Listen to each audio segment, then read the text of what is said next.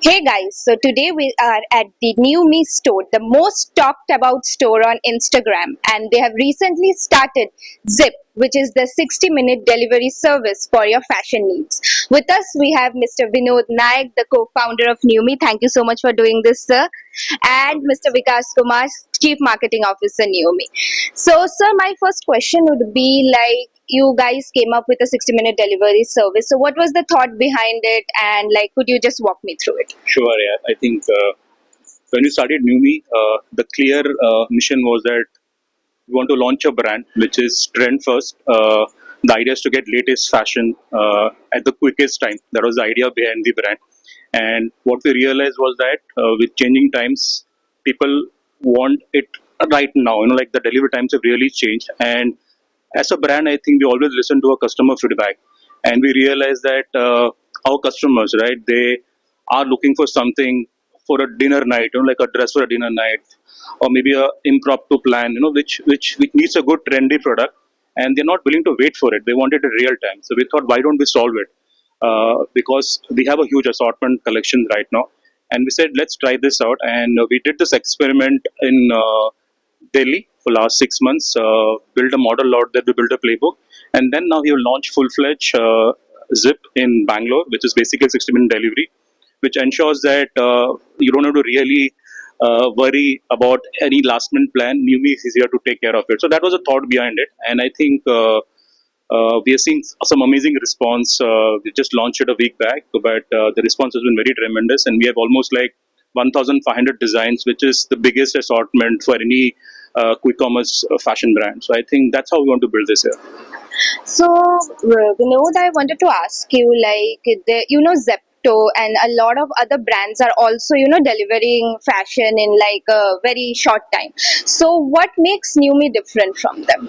And that's an amazing question. And I think what we need to really understand is that building fashion in quick commerce is different from building grocery, because in quick fashion, what you need to really understand, I think fashion is different, right? You have to really ensure that you're looking at an entire assortment. You have to look at your category mix, like across subcategories, your attributes. Like if I'm going to buy a dress, it has to be like across various attributes, maybe a A-line dress, a shirt dress, a corset dress, a bodycon dress.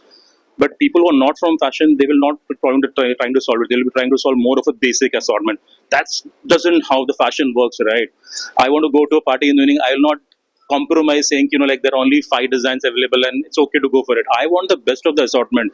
Probably I want to see the entire assortment, what I can do, and I have to buy the best. So when we look at this model, I think we have a good amount of dresses, we have a good amount of bottoms, a good amount of t-shirts. So there's a good assortment that isn't built, which takes care of your any need. I think that's how we are building it differently, and we have a huge data science model which works behind this. Like every pin code, we'll know what type of assortment is working on those pin codes. So that level of data mining happens, that level of demand forecasting happens. So it is also very challenging to understand and maintain a good assortment mix across each of the dark stores that you're managing.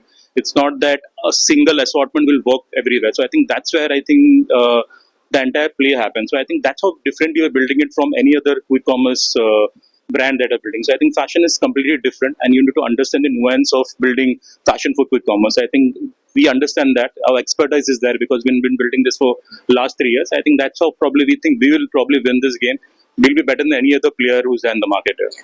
So, Vikas, coming to you, like, how are you planning to, market Zip, like, in terms of campaigns? Like, could you just walk me through? Yeah, so I think like Vinod mentioned, the focus is really on the customers, right? We don't want the customers to be like, and today's Gen Z customers, they want it right now, right? So if you have occasion, if you have a meetup, if you have a brunch date, want to go to the beach, you want to planning a holiday vacation, right? So there are different occasions that you want, but you don't really want to plan for it. So Gen Zs are very sort of they want to express themselves. They want to express themselves in a very bold fashion in which matches their aspirations and aesthetics, right? So that occasions will like pop up, right? So they're like millennials, they would plan slightly ahead in advance. Our previous generation used to plan for months before, right? But with the connected world, the things are moving very fast. They don't have time to plan, but we don't want them to sort of compromise on let's say all these occasions, or let's say not go on those plans, or not go and express themselves, right? So the idea is to capture that mindset that you have an occasion, we have a solution for you, or we have a sort of product for you that you can order right now and get it, right. So the idea is to capture on this on this basically aspirations of the Gen Z, that if you need it right now, we'll get it you right now. So, asking both of you, like, you guys, like, the brand is mostly built around Gen Z and Gen Z women. So, what are the strategies that went, like, behind it? And also, you guys are very big on UGC content also on Instagram. So, what are the strategies other than UGC that went behind, building this brand around Gen Z and Gen Z women? I think I'll just go one step back. I think, again, fashion is a very cluttered market, right? You understand. And when we thought of building something, we were very clear that whom we are building for, right? And we realize Gen Z is a completely unserved market, right? There are brands who are catering to everybody. They are trying to cater to the Gen Zs, or probably millennials, everyone. It doesn't work. If you're probably trying to do something for Gen Z, you have to be very specific in terms of your assortment, in terms of the UI UX, in terms of the entire offering, in terms of your social media channels. So I think we're very clear that we'll be very laser focused in terms of what we're building. We'll not try to build each and everything. We build only for a specific age group. So that's how the thought process started. I think if you look at the entire signature of the brand, the logo, chameleon, the color, if you look at the store, the entire pink iteration, everything is very focused towards a TJ that we are building. But at the same time, I think what we're also trying to do is that we're also trying to add categories where we are trying to build it for for a bigger audience, trying to take the wardrobe share. Like we're launching a lot of ancillary categories right now, which is basically jewelry, intimate accessories. So we're also trying to be more like a lifestyle brand where we can take a bigger wardrobe share. Even like we're going to launch a workwear collection, right? So what we've realized is that there's a lot of customer base who are probably students right now, and but they will graduate, they will go to the first office, they will start working. So they want a wardrobe which is different. They don't want a traditional workwear assortment. I think workwear has already got changed. It has basically become more smart, more workwear. So I think that's how we're redefining the entire playbook of fashion. It's no longer the traditional way of making fashion, but how quickly can you identify trend and how quickly can you launch it? Because the whole game is that we believe that we are trend first brand, and any trend that is really evolving in anywhere in the world, it should be first available on NEWME basically. So that's how I think we're building the entire playbook, and that's been the mantra of the brand, and that's the clear mission. We want to really empower the Indian woman with the latest fashion. So I think that's the whole concept behind what we want to really launch. Yeah. So I wanted to ask, like, what is your growth driver? Like, where does the most, order volume come from in terms of, markets like Tier 1, Tier 2, and also in terms of, whether on Instagram, offline stores, like, where is your most, where does the most volume of orders come from? So if you look at online, offline, so we are right now 14 stores. We will expand around 8-10 stores more this year. So our split in terms of online versus offline is 80-20 right now. Almost 20-22% business comes from offline, which we think over a period of next 2 years will become around 35 to 40% of the business. Our biggest volume drivers come through app basically. That is the biggest volume driver. And we clearly see that Instagram, like you said, it's a tool basically which is used more in terms of driving traffic, but app is where we see almost 75%, 80% of the business comes from app. That's how I look at this plate right now. If you guys want to add more. Yeah, and before we get to, let's say, where the orders actually culminate, I think need to understand a little bit of user journey, like how do people discover us, right? How do our customer discover us? Mostly two. I think one is a lot of people spend a lot of time on, especially RTG, spend a lot of time on social media networks, so Instagram, YouTube, and stuff. So we definitely get a lot of eyeballs from there. But then there is other sort of leg, which is a lot of these people wear our clothes, and then they go to these meetups, they go to these parties where they talk about, or somebody asking, hey, where did you buy this dress from? And then that's where the word of mouth originates from, right? And that's how they discover the stores, or that's how they discover our app, or the web, right? So the culmination while happens on app, the discovery is somewhere else, and which is in all these social physical gatherings, or like on Instagram, where they spend a lot of time, right? So that's the two places I think a lot of user journey originates from. So, you said that you had 14 offline stores as of now, and NEWME has, projected to grow to 70 stores by FY26. So, what is the roadmap looking like? So I think the roadmap is basically we'll go deep in some of the cities. I think what is really interesting is that like Bangalore we have 4 stores, And we have seen our online business also substantially increased in Bangalore. So we will probably go deep in places like Bombay, Delhi, Bangalore, where we already have presence. At the same time, we're looking at a lot of tier 2, 3 cities. If I give an example of Surat, Surat is an amazing example, which we are not sure when we thought of launching it, because in terms of online presence, it was very small percentage of business. But once we launched the store, our business in online has also increased. It's almost 3x what we used to do before we launched it. So I think getting a store in tier 2, 3 also gains a lot of confidence among the customer base. And also what we realized that in the smaller cities, it is still unserviced. Uh, they want to have the best of the best brands, best of this fashion, but I think they're still restricted to online. Whereas they want to really touch and feel. They want to a lot of have instant gratification. That's what I think we're trying to go deeper in smaller cities. Also, like the Northeast, I think that's a big market that has been completely unexplored. The bigger brands have not really reached there.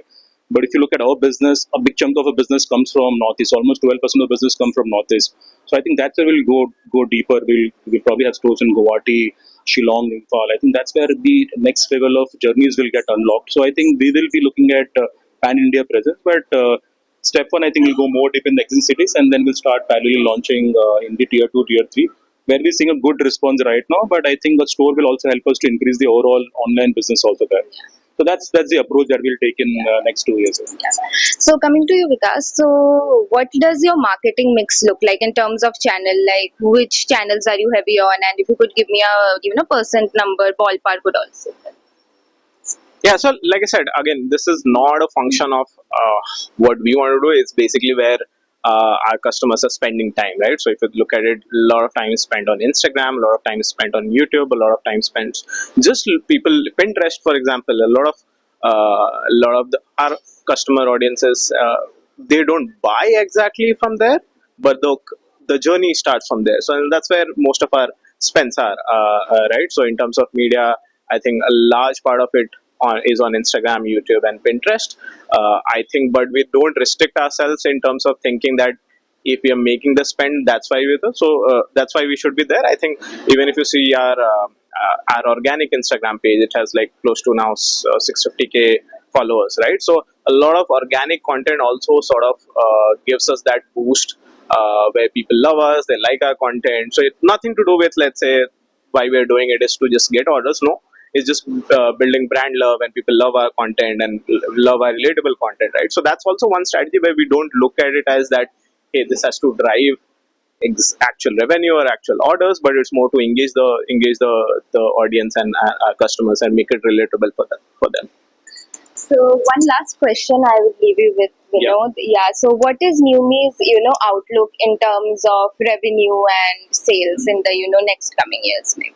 So I think not going to the actual numbers, but we're almost growing 3x year on year right now. I think next year also we're projecting to be 3x the business that we are currently. And like I said, I think the revenue mix will come more from offline right now, which we are predicting to be 30-40%. At the same time, we are launching additional categories. Like I said, if you want to really get the water share, we are going to launch perfumes also next month. So we are looking at launching multiple categories, increasing the mix of our categories, going deep in the additional categories also. So that's why I think I'm looking at the overall positioning of the brand. And I think one big thing is that I think the reason we started a brand was also that we wanted to build a global fashion brand from India. What we realized is that not a single fashion brand that has been built from India for the globe. Whereas I think we have a good robust supply chain. Our strength has been basically the biggest supply chain, like the entire tech play that we have done in terms of building the entire ERP. Everything is built in-house from scratch. We are building big, massive factories in India right now, which will service the entire growth that is going to come from. And this is a real-time model that we have built. Basically, this is something that is not readily available in India.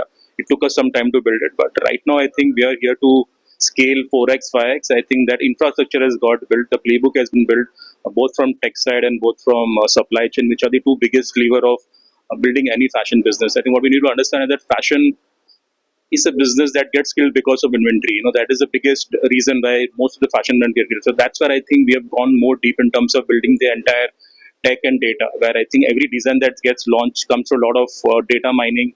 We know exactly how much pieces can be sold by any design that we get launched. And for producing that, we build a world-class factories in India, which helps us to turn around as low as 10 pieces also if required. I think these are the important levers to really build a global fashion brand. So I think all these things are in place right now. So now I think we'll be chasing growth and also at the same time building a profitable business. That is very critical for us.